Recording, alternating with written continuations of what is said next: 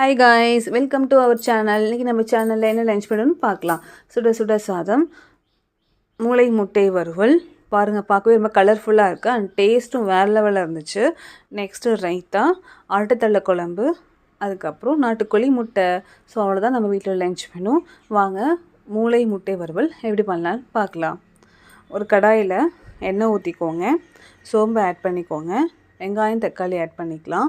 வெங்காயம் தக்காளி ஒன்றா ஆட் பண்ணோம் அப்படின்னா கிரேவி வந்து செம்ம டேஸ்ட்டாக வரும். ரொம்ப கிரேவியும் வந்து அதிகமாக இருக்கும். அந்த வெங்காயம் தக்காளி குவான்டிட்டி வந்து சேர்ந்து ரொம்ப அதிகமாக வரும்.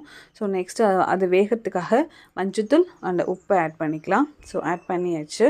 அதுவும் நல்லா வந்து வதக்குன்னு வதக்கிடுங்க. வதக்கியாச்சா, நெக்ஸ்ட் என்ன போட போகிறோம்? இஞ்சி பூண்டு பேஸ்ட் தான் போட போகிறோம். ஸோ அதையும் போட்டாச்சு.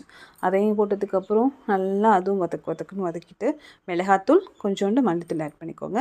உங்களுக்கு காரம் தகுந்த மாதிரி மிளகாத்தூள் போட்டுக்கோங்க. ஓகேவா? ஸோ போட்டாச்சு. போட்டுட்டு தனியாக வாஷ் பண்ணி வச்சுருந்தோம் மூளை, அதையும் ஆட் பண்ணிக்கலாம். மூளை போட்டோடனே ஃப்ளேம் வந்து சிம்மில் வச்சுக்கோங்க. ஸோ மூளை வந்து நல்லா வேகணும். உடனே டக்குன்னு மூளை வேகாது. நல்லா வேகணும். சிம்மில் வச்சுட்டு 4-5 கிண்டு மட்டும் கிண்டி விடுங்க. ஏன்னா மாவு மாதிரி ஆகிடும். அப்புறம் 4-5 கிண்டு கிட்டிட்டு ஸோ அப்படியே இருக்கட்டும். சிம்லேயே வெந்துட்டுருக்கட்டும்.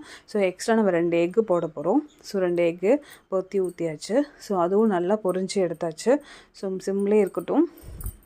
மூளையை ஊற்றிட்டு அப்படியே வச்சுருங்க. ஒன்று கிண்டிடாதீங்க.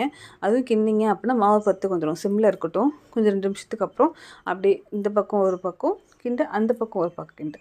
ஸோ அது மாதிரி கிண்டி விட்டுக்கோங்க. கிண்டி விட்டிங்கன்னா சூப்பர் அண்ட் டேஸ்டியான மூளை முட்டை வறுவல் ரெடி ஆகிடும்.